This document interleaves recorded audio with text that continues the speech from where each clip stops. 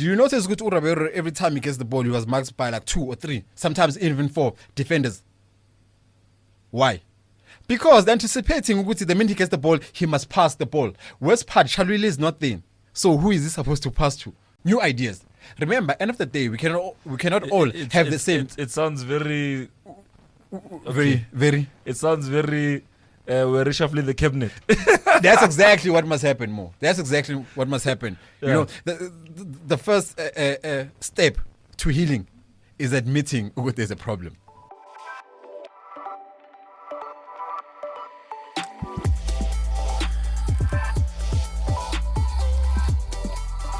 Rasmus Højlund, thunderous. It's an absolute net buster. Hello and welcome to the Diski preview show. This week we're talking all things African football. Last week we were doing the round table, and if you want to see what we were discussing there, click on the banner above. But today we're talking all things local football and football on the continent, and I'm not alone for this episode of the Diski preview show. I'm with the most reliable sports analyst out there. You know him, I know him, you love him, I love him. Is uThisha weDiski. Yeah, Mo. How are you, boss?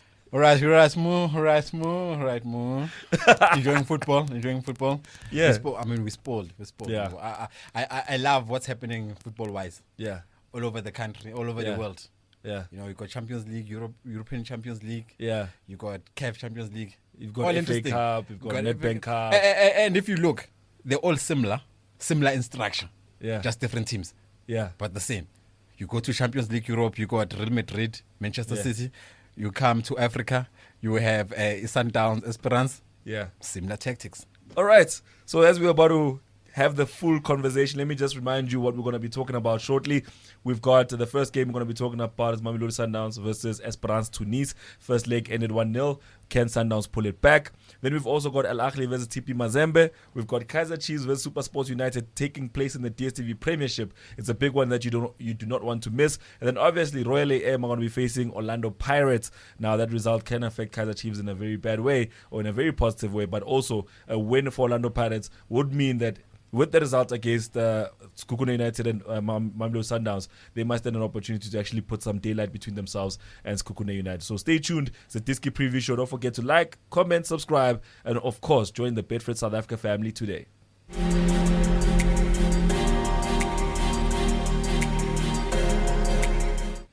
Right, the show has to continue, and of course, you're at the right place if you want to know all things local football. Brought to you by Betfred, powered by Betfred, and delivered by myself, Mo, and my partner in crime, uThisha weDiski. I know for a lot of you just joined the channel, have never seen this setup before. You're used to Mr. E sitting here and giving uThisha all the questions, but today that's my job. So let's get into the first match. It's Esperance versus Mamelodi Sundowns. Obviously, Mamelodi Sundowns being the home team. Tisha, let's first start with the first leg. What do you think of that encounter between these two sides? Firstly, Sundowns, remember first leg, Esperance won the game by goal 2-0. You see that smirk? Esperance, Yeah. They won by a goal 2-0. Yeah. For me personally, it wasn't a surprise. Esperance were home. Yeah. So advantage was for them. Yeah. And was against the Sundowns. Remember what I've always said, Sundowns play, not that they play that poor, but record away is worse than record home. At home, yes. But what I love about Sundowns, the tactics going to the game, we expected Sundowns, Urulani, to pack the bus, go there for a draw and then come win at home. He actually didn't do that. Yeah. What you've always talked about, heritage, what Sundowns stand for, they did exactly that. Yeah. But now, what happens? Experience. Esperance, they showed the experience. What did they do? Quickly score a goal first half, then observe the pressure. They started defending. If you want to beat Sundowns, you have to play a low block, park the pass, which is something that has always frustrated Urulani. It's been months now, even I think years, with Rulani crying about parking the pass. And guess what? Rulani does have the tools to destroy a parked bus. Two things Rulani said when speaking about Hugo Bros. Two things. One, you're allowed to change your mind. Two, loyalty. You're allowed to change your mind. Urulani or Sundowns is so tactical that it kills creativities of players. I'll mention Lodge, for example. When Lodge was bought from Orlando Pirates, he had individual brilliance. We know what Lodge did. It always alone. boils down to Lodge. It always boils down. You have to admit it. Lalel, Yeah. he had individual brilliance. Yeah. And Rulani can use that for Sundowns. Yeah. Lodge is capable of taking players one-on-one and creating chances for Sundowns. But Rulani, he said he wants Lodge to be a Sundowns player, a Sundowns material. He's converted him to a Sundowns material. Yeah. But he's not as effective. We have to admit, he's not effective. So if you want to stick to a heritage style of Sundowns, instead of playing Lodge, bench Lodge and put in Umayem, you have Umurena. Why start Lodge when you have Umurena, no Mayem? End of the day, you're going to make Lodge to look bad when it's not him, but it's the actual striker. But okay, Tisha, I get where you're coming from, Galinda, by individual brilliance, and I didn't think you start this conversation by jumping exactly to that. But you look at the goal that Esperance scored against Mamelodi Sundowns. So it was a fortuitous goal. It was not the goal that the young Africans scored that was disallowed. It was something that, errors at the back, mistakes at the back. And you're talking about their playing style going to this first leg. Rulani Mukwena came out to say that, listen, before we used to go into the Champions League thinking that getting out of the group stages was the objective. But now we know that the tournament starts once you're out of the group stages. So obviously now you can see the semi-final. You can see the final. You can smell the final. He's not going to go to Esperance Tunis and say, no, let's sit back and manage and, let's walk away with a draw. A draw would have been a better result for them now, right? But if you go to the round table, the banners up there, you will see that I said, how the psychology of the players, the psychology of the coaching staff has now been affected by the result of the first leg. It's a 1-0 deficit. You're coming back home. Esperance Tunis has a choice to either try and protect the 1-0 or try to build on the 1-0. But the moment they try to build on the 1-0, they open up. As soon as they open up, Mamelodi Sundowns has space. That's where players like Thembi Lodge can come to life. So Thembi Lodge, if you think about it, is the same thing Rulani has been saying. We play against teams and everybody plays a low block. Everyone wants to park the bus.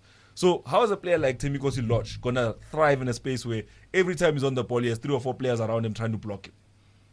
So that's my question to you. Do you think that maybe it's the opponents that are blocking Lodge from playing his best football? Or do you think it's Rulani who's saying, don't do what I know you to have done in the past? Because why would you sign a player like that and not tell him, now I want you to just trap and pass? You think that's what Rulani said to Lodge when he signed him? That's definitely what he said. So we've always not dribbling. We've always said the heritage. We've always said the heritage. Yeah. Your argument has always been about the heritage. Yeah. Your argument has always been its team is bigger than any individual player. Yeah. So that's exactly what happened. No player is bigger than the team. That's exactly what's happening to Lodge. You complain about Ilo Block more. It's Sundowns, like I said, Uguti, they've become so predictable. No. You already know what to expect. But how you can beat that? That's why I like the part of Rulani saying you're allowed to change your mind. Give umuntu ofana no Lodge a free role. Do your thing. Sure, Bafetu, if you like what we're doing here on Betfred South Africa's YouTube channel, make sure to drop us a like, a subscribe, and more importantly, you need to note that less than 5% of our viewers have subscribed. So you can join the lucky 5% who are part of the Betfred family. So make sure to go up, smash the subscribe button, break it to pieces, join the family, and look, we have big things coming your way. So you don't want to miss out. Let's get back to the video. So let's look at Lodge's career at Pirates. What trophies did he win? What trophies? Yeah. Are we looking at Lodge? So are we looking at individual No, or a team? Are we looking at individual as a team? Conversation about individual brilliance. What trophies did Lodge win at Pirates? As a player. As a player. Let's not go there. As a team? As a team? Let's go there. Let's not go there. How many DSTV Premierships does he have? Let's not go there. Forget about. Let's not go to trophies. As Kulmenge individual brilliance. What is he? What is he capable of? Because you know what's going to happen. Second leg. It doesn't take a genius to figure this out. Yeah. Esperance. It was a block. They know good Sundowns. They know good Sundowns struggles against the lead. Most definitely. If you look at the Esperance will get a goal via a counter attack. Esperance. Rulani went on to say after the post-match interview, he went on to say Sundowns was a better team on the day. Sundowns created more chances. Do you know what's ironic about that statement? It's not about the pretty football that you play. The most important thing is about the scoreboard. It's the scoreboard. So they played pretty. I hear you. Final score was what? I hear you. Was 1-0. Yeah. Experience of Esperance. You score the goal, keep low block. There was one time where Esperance were busy kicking the ball. What was Sundowns doing? Collecting the ball and attacking them. Who was tiring the most? Sundowns. They overworked. They overworked themselves. They're coming to Loftus, Esperance, low block from the width, go. And do you know what hurts about low block? You know what hurts about low block? The counter attack. Yeah. There's a number 10 for Esperance, Yeah. the Brazilian striker, Yeah. Uyan. Yeah. There's a number 8, Ubani Utek. Yeah. They're in the middle. Esperance will play that low block. Sundowns will come attacking because now they're forced. They want a goal. Yeah. Yeah. One mistake, they give a through ball to this guy. 1-on-1. Jan versus Umbala. What do you think that comes going to be? Okay, teacher, let's iron this thing out because now we need to talk about the second leg. You've already given me the strategy you think Esperance should apply to the game. Obviously playing a low block, not trying to give anything away, trying to protect the 1-0 lead they have. Now, my question to you is that do you think Mamelodi Sundowns can turn this game around? Can Mamelodi Sundowns turn the game around? Yeah. They are capable. They have all the assets. One crucial thing, the most important thing, is strategy. Strategy is going to win the game. If Sundowns has been poor, they haven't been scoring goals. Now they need 2 goals. Besides the game against the Swallows, when last did Sundowns score 2 goals? Sundowns are struggling. In Champions League, they drew twice against Young Africans, 0-0. So Sundowns can't score. Now we're expecting them to score 2 goals. They have the players. They have the players. Yeah. But now the strategy. What is the strategy? What is the strategy? It's simple, Mo. It's simple, Mo. Give Ribeiro. We know how skillful and quick Ribeiro is. We know how skillful Uloch is. We know how skillful Uzwan is. Allow them to play the football. Allow them. You always say, Mo, which when you get teams like your Barcelonas, when they have players like Abo Messi, you don't even need to coach them. Just tell them to get in the field and do their thing. That's exactly what must happen to his Sundowns. That's exactly what must happen to Sundowns. So you're saying that right now Sundowns' answer is lying in Tim because he lodged. Not him because he lost. If they give him brilliance, individual brilliance. If they give him the freedom to do what he can do, he can go in there and win the game for them against Esperance Tunis. That's exactly what can happen. That's your That's message? exactly what can happen. If you look at the previous game, the first leg, Urabero, do you notice good Urabero every time he gets the ball, he was marked by like 2 or 3, sometimes even 4 defenders.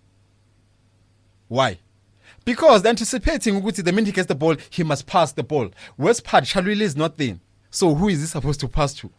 That was another mistake the coach made, leaving out Chalwili. Zwane was not in the game. Uribero was not in the game. For the simple reason, Ushalulile was not there. Ushalulile is the reference. Uzwane does his thing, give it to Chalwili. Even though he's not scoring goals, his presence, him being there, is something. It's an asset for Sundowns. Ribeiro was out of the game. Why? Ushalulile was not there. Who's the target man? Firstly, you're struggling to score goals, then you don't have a target man. How are you going to score goals? How are you going to score goals? And yes, they did miss Umukwen. You know why they miss Umukwen? If you notice Sundowns goals, nowadays, it's through a long range. Yeah. If Umukwen was there, get a chance, long range, he hits it, goal. Sundowns is back in the game. Mvala did that. What a great save, but that's a young goalkeeper. But that was missing for Sundowns. Umukwen to hit the long ranges. Sundowns, in fact, is more than capable of turning this game around. But it's strategy. Individual. If Sundowns is going to score a goal, beg individual brilliance. And do you know what comes with individual brilliance?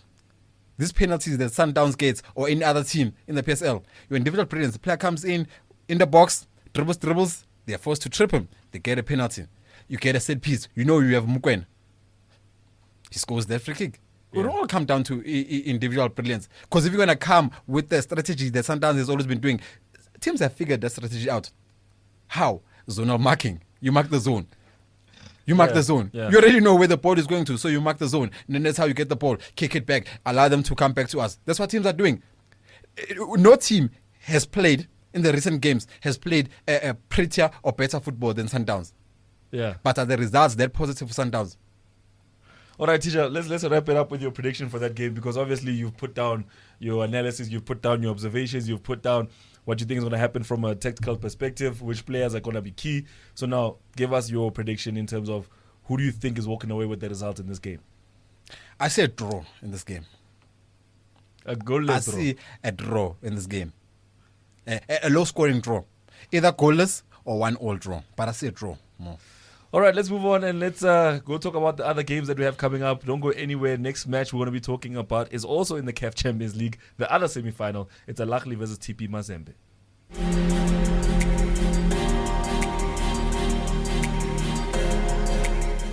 Right, let's continue the conversation. We just spoke about Mamelodi Sundowns and Esperance Tunis. Don't forget the second leg is taking place on the 26th of April 2024. We move on to the next game that's also taking place on the 26th of April 2024, which is Ahly versus TP Mazembe. First leg ended in a goalless draw, and many fans were feeling a little bit rocked by the result. We were hoping that Ahly will go in there and tear TP Mazembe apart, you know, especially because they are considered to be the biggest team or the team of the century, if you know them very well. But the Red Devils couldn't get the result.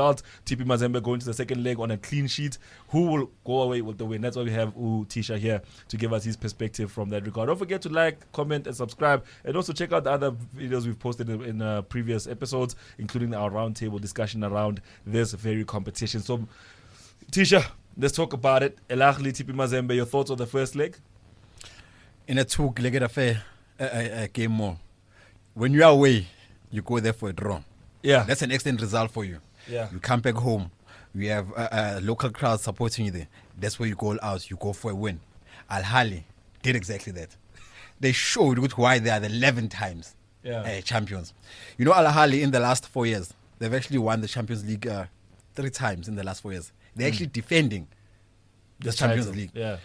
TP Mazembe, I'm sure they're very disappointed having played a goalless draw. One might think is a good result for them. I mean, playing, not conceding. And now they're going away. And our away goal can make the whole difference for them. But not against Ahly. Experience more. Experience. When you talk about game management. I have to ask you the big question here, because obviously we've spoken about how Ahly have always, prioritized this competition. But TP Mazembe come in this season domestically untouched, undefeated. They come into the competition untouched, undefeated. They're looking like a team that can actually upset the odds and actually go away with the result. And I love that you mentioned that Ahly this past decade, since the year 2020, have been involved in all the finals of this competition. So now, my question is, do you not think that this team that has 9 games unbeaten, TP Mazembe, will go in there and pick up the result against Ahly? All it needs is one goal. It's still goalless. Experience more. You cannot compare E-League, your local league, with a Champions League, the Continental Cup. All these teams that are playing in Champions League, they do excellently in the domestic leagues. Come to Champions League. They call it Champions League for a reason. It's a whole different ball game. Do you know what's the fun stat about this Champions League, the semi-finals? 4 teams. 3 of these teams haven't lost this year, 2024. Only Ahly. Yeah. Ahly has played 11 games and they have 2 losses. Yes. In the league this year. Yeah. The recent loss was, I think, 2 weeks back. The loss against Zamalek. Now, if you're going to look at those stats, you think Ahly is the weakest team because they actually are the only teams in the 4 teams that have losses. We're not saying they're weak, but TP Mazembe this season has been the team that beats the favorites. They've been beating the favorites. That's how they got to this point. Experience. Do you not think that they have one more in them? You don't think that they can pull an Atalanta against Liverpool? I don't more. Do you know what's going to happen? You think it's Red Devils all the way? This is the thing of Real Madrid, Man City. Man City come in as favorites. Man City comes in as favorite, best team in the world. They're facing Real Madrid, the underdogs. Experience comes in, but defend the whole game, but end up winning. No pretty football, Bab. Yeah. No pretty football. Defend the whole game. That's Ahly. Experience. There's a reason why in the last 4 years they've won it 3 times. The experience. Ahly can afford to lose. Often Ahly will play bad in the group stages. Let them come to knockouts. They'll tell you that's for them. That's when the tournament really starts. Actually starts for them, the knockouts. Experience is going to hit TP Mazembe. Yes, TP Mazembe have won. TP Mazembe is actually the second most successful with Zamalek. They've won it 5 times.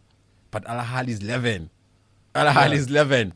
You can't really compare TP Mazembe and Ahly. Al-Ahly is going to beat them with experience. So you're talking history there, right? I'm talking right now form. I'm talking about the factors that affect this game today as we talk about it as the game is about to start. What do you think is going to be the deciding factor between these two sides? From a neutral perspective, because we know Al-Ahly's history. We know they've been there last season. They lost it the previous season. Before that, they got the silver medal. But yes, they have the pedigree to get there and get to the final. But TP Mazembe this season have been a team, like I just said right now. They've been the team that everybody has looked at like, these ones don't do much in the group stages. They made it up. You understand? They got to the round of 16. They made it through. You understand? Now they're in the semi-finals against an Al-Ahly where still people are writing them off to say TP Mazembe is not going to make it. And they did the exact same thing they did in the previous round where they drew their first leg 0-0. And now they're going to the second leg. And what did they do last time? They went through to penalties, if I'm not mistaken. I have to let me just double check if they really went through to penalties. But in the previous round, TP Mazembe is they've been written off. Is what I'm trying to say. They've been written off multiple times. And the last time these two teams met, TP Mazembe won 2-0. So we know that TP Mazembe has the pedigree to beat Al-Ahly. My question is just that, from your perspective as an analyst, as someone who's looked at the stats, looked at the history, looked at the numbers, looked at the players, do you not think that TP Mazembe is in there with a shout to win it? They're in there with a shout to win it, but it's unfortunate. Things against them, they won't win it. Two things are going to win the game for Al-Ahly. Yeah. Two things. One, the badge. Hey. Two, the 12 men, which is the crowd. Two things. The badge, the 12 men, which is the crowd. So your prediction is basically Al-Ahly win. Through and through. Al-Ahly through. All right. uThisha is not compromising on that one. He's saying Al-Ahly through and through. If you agree, if you disagree, the comment section is available below. Drop your thoughts. Let's hear what you have to say ahead of the kickoff of this match. And even if you've watched this video, just come back after the match. The conversation will continue in the comment section. For now, let's go to our next match. We're talking about Kaizer Chiefs versus SuperSports United.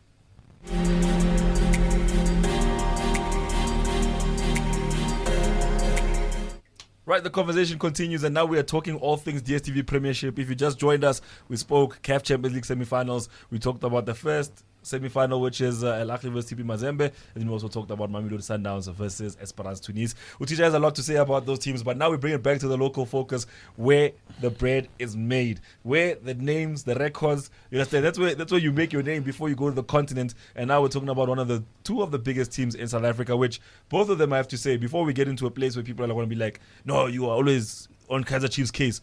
SuperSports United, start of this 2024. They're sitting second in the league. They're looking good. Now we're in March. No, in April, actually. We're in April now. And now they're sitting fifth with a goal difference of 0. 29 goals scored, 29 goals conceded. Then we have the opponent, Kaizer Chiefs. They went out last weekend and lost to Richards Bay FC. You must have thought that, no, maybe this is a highlight from another time. It's recent results. So both these teams are struggling. Both these teams are big names. What are your thoughts ahead of this kickoff? Because there must be a lot of talk around what's happening in both clubs. Chiefs. What more can we say about Chiefs? What more can... I go be Babi Natural. I go be natural. I think it's really bad for Chiefs. I think it's fine. If you don't start there, you can go to Pretoria. You said it as a joke on the previous episode that Chiefs is actually fighting to survive relegation instead of fighting for top 8. But I think now Chiefs fans must stop being in denial. Glory days are done. Glory days are done and dusted, man. Things are really bad there. If you look at the log, one mistake, Chiefs going to lose the next 2 games.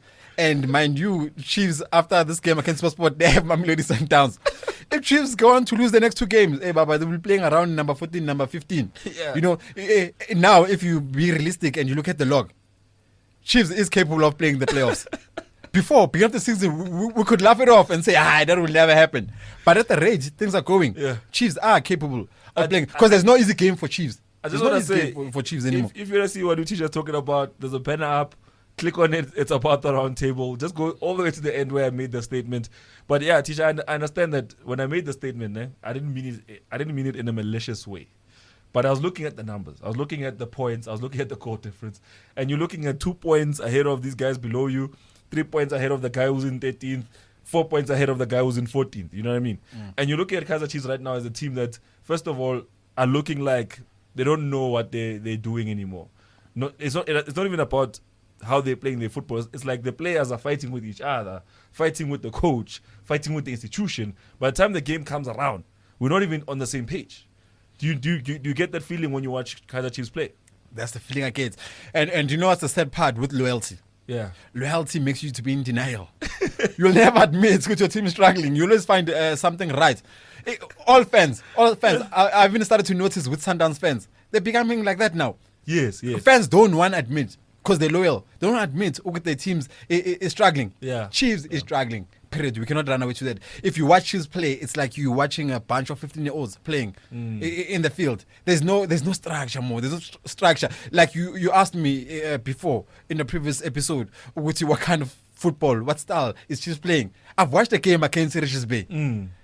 It's like watching more. I don't know more. It's like watching under 15 play. There's no.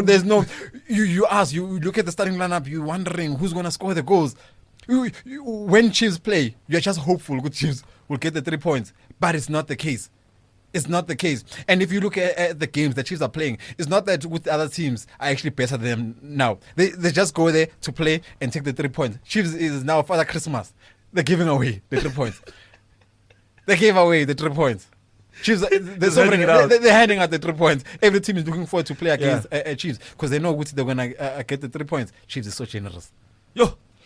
Now, Tisha, to hear you say that is actually sobering because if you've been following the roundtable discussions, you've been following the Diski preview show on Betfred South Africa's YouTube channel, this man has been an advocate for Kaizer Chiefs to turn the season around and not honestly turn it around to win the league, but turn it around to have a decent finish at the end of it. But do you not think that this finish below the top 8 brings Kaizer Chiefs to a place of sober-mindedness?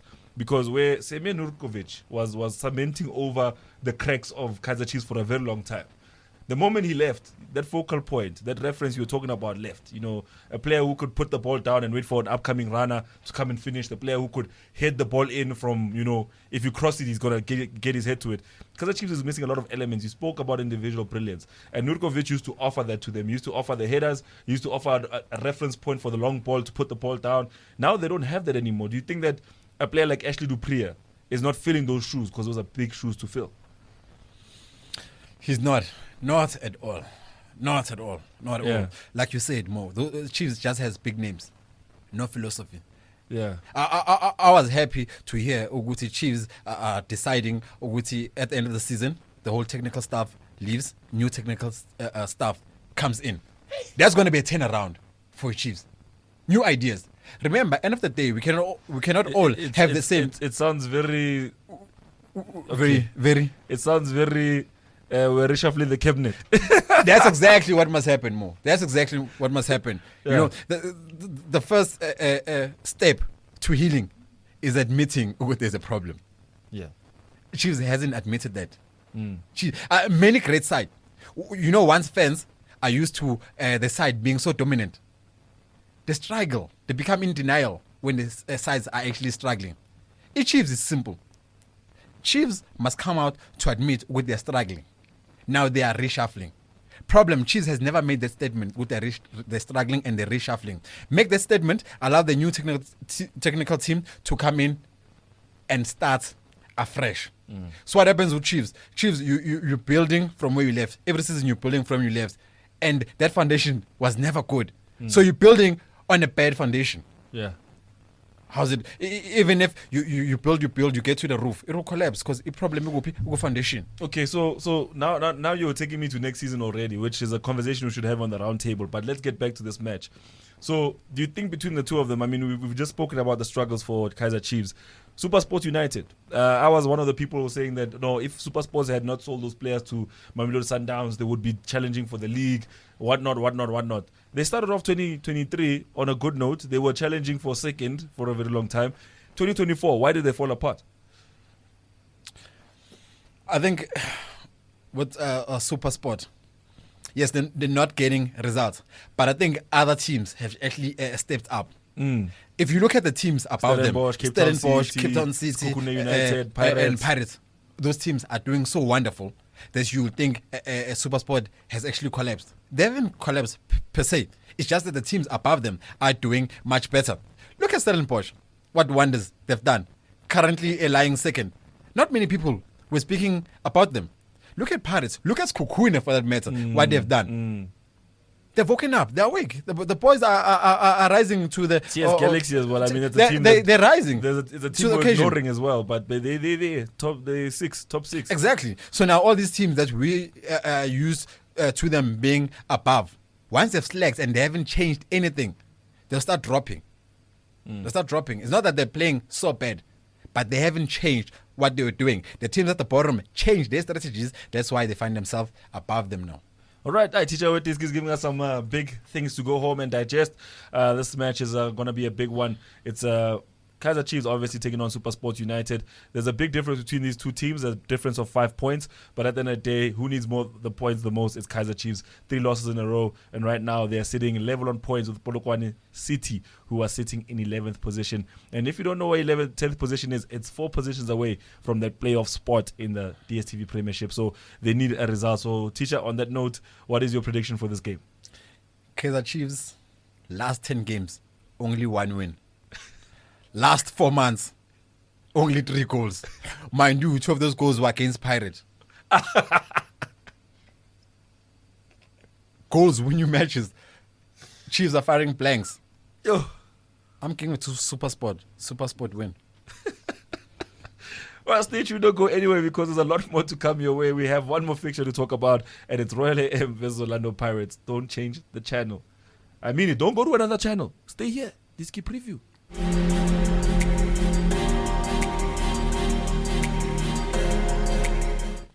You're watching the Diski Preview Show on Betfred South Africa's YouTube channel. Make sure to stay tuned, subscribe, like, and comment, and engage with us and join the Betfred family. There's big specials coming your way. We're still putting some stuff into the works, but if you stay with us and you keep pushing with us and you're growing with us, trust me, there's something down the line for all of us to enjoy as Betfred South Africa family members. For now, let's get into the conversation. It's Royal AM versus Orlando Pirates, and it's the narratives here are very interesting because Orlando Pirates at this point want to cement their position in the top 4. You understand? Top 2. Yes. No.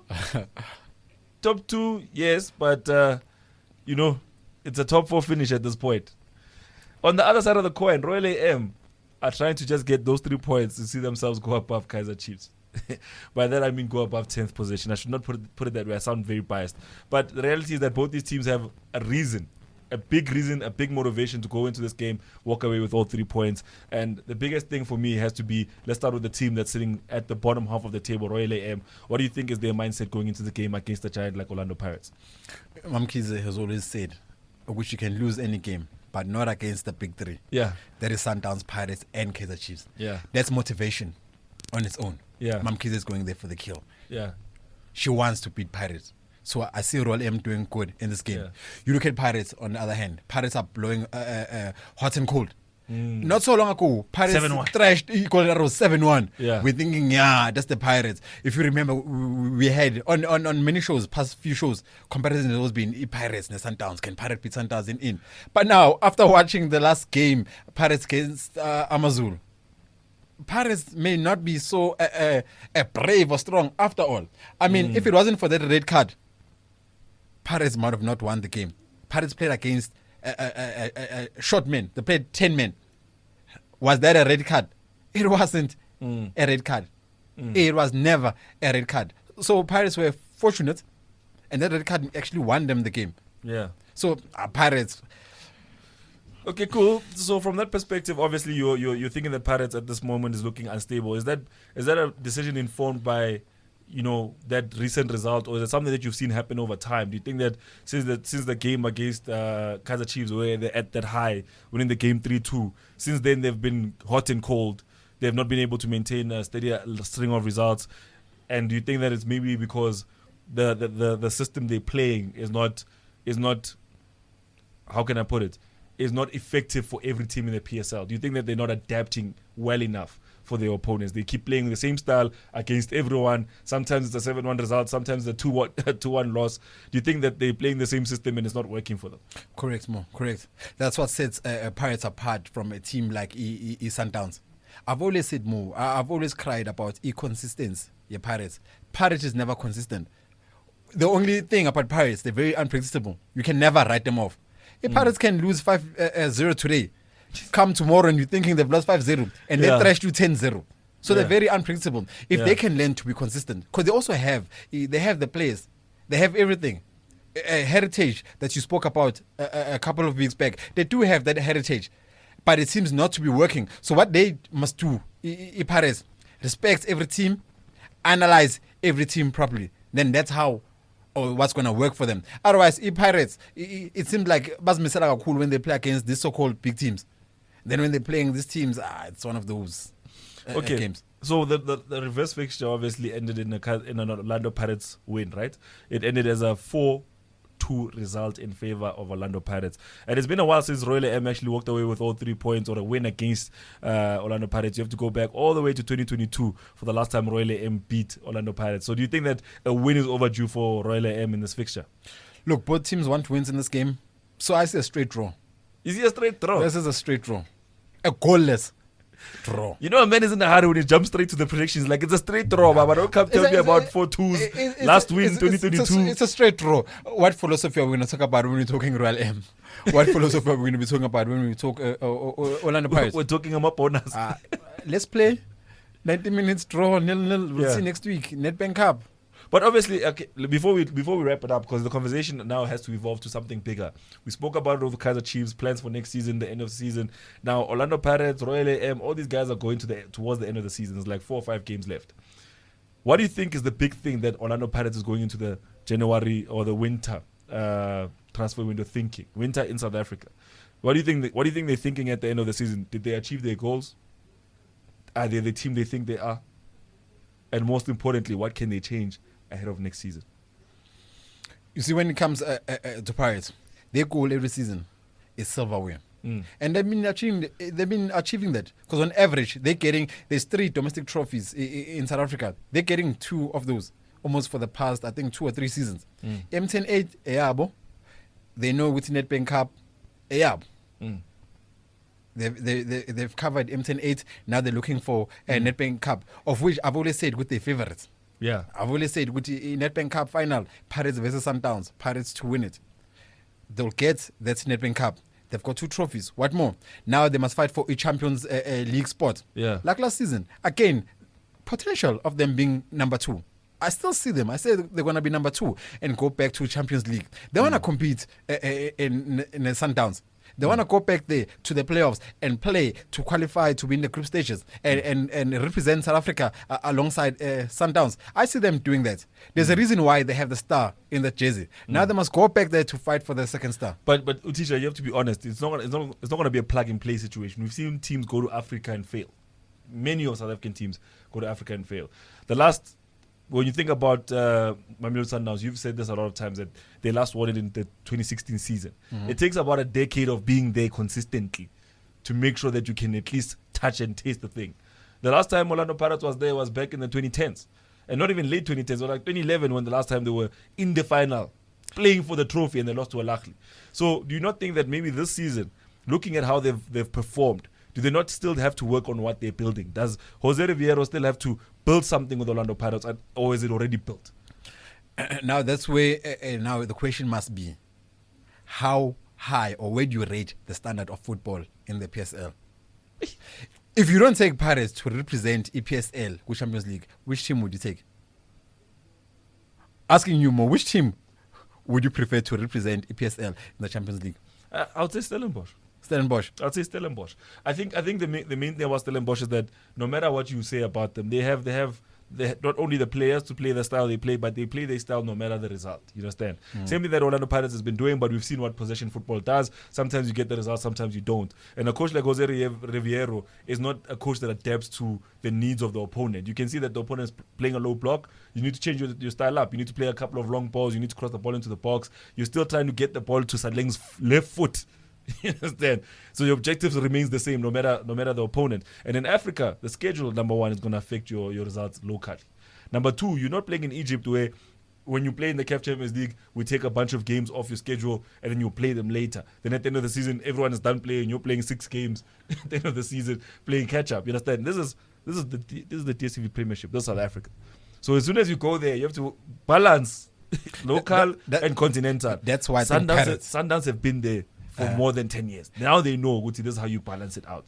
For Orlando Pirates, do they go there, lose one local trophy, finish below the top 4, and have to fight for it again the season after, is my question. Then that's the last question I'm going to ask you before we wrap it up. No, I think that's why we're talking about the standard. Yeah. That's why we're talking about standard. Sundowns is the only team, to be fair and honest, Sundowns is the only team that can actually do that. Challenging them. But now you need 2 representatives, right? Sundowns being one of them. You need the other. Pirates have done that. You say Pirates last time they did it was in the 2010s. Pirates still does go to Champions League. It's a pity good now they're being knocked out qualifications before they get to the group stages. But have you noticed there's a lot of noise when Pirates exits? You know why? Because Pirates' reputation. Yes. Pirates as a brand is a big brand. So when teams like about joining playing against Pirates, they're determined to want to beat Pirates. For them, beating Pirates, it's an achievement for them. So Pirates, they become they become a target. Yeah. But with the brilliance that Sundowns is doing, Pirates themselves, they'll be motivated. They're sharing a star. Right. Now they must go and compete there to say, no, we'll be the first one to get a second star. One. Right, don't forget that Kaizer Chiefs was also close to winning it that season. I think it was 2020 COVID year when they made it to the final after changing coaches in every round of the knockout stages, and they lost it at the end to Ahly that was coached by uPitso Mosimane. For now, let's continue and wrap this thing up with the predictions from uThisha, because we need to know uhamba nobani this weekend, Gukef, and also good DSTV Premiership. Let's start with the Mamelodi Sundowns versus Esperance Tunis second leg. Uhamba nobani. I said draw and Esperance to play in the final. All right, and then let's go to the other semi-final, Ahly versus TP Mazembe. Who do you go for there? Ahly straight win. Ahly to go to the final to play Esperance. All right, so you're seeing Esperance versus Ahly in the final. And then let's move on to the DSTV Premiership. Kaizer Chiefs facing none other than SuperSports United. Prediction there? Chiefs will continue being generous, giving away the 3 points. SuperSports straight win. Right, the last game is going to be Royal Air versus Orlando Pirates. Another Soweto Giant in action. Another team from KZN in action. Tell us your prediction. Pirates is a better team to Royal M. Mamkize doesn't want to lose against Pirates. Straight draw. Right. We want to thank you all for engaging with us in the comment section. For the past few weeks, you've carried this channel. You've shared it with your friends. And we see the love we're getting in the comment section. And some of you, we might invite to come and join us here. So if you want to drop your thoughts, if you want to drop your analysis in the comment section, trust me when I say we're watching. And we will keep a close eye on you guys. And we can invite you to have a conversation with us here, like uThisha is having the conversation with us here right now. But for now, we've got to go Diski preview this week. uThisha's predictions will be in a book a bet code down below. So make sure to read in the description if you want to place your bets on what he has said. But for now, we've got to go. Mr. E will be back next week. I wonder who will be in the hot seat. And then the conversation must continue. And obviously, towards the end of the season, Roundtable will be back with episode number 3. And as you heard from uThisha, there's a lot to be discussed about what's going to happen over the winter break. Will Kaizer Chiefs come back the same team? Will Orlando Pirates come back the same team? Will Mamelodi Sundowns come back the same team? Make sure to like, subscribe, and to leave us a comment. Till next time, cheers.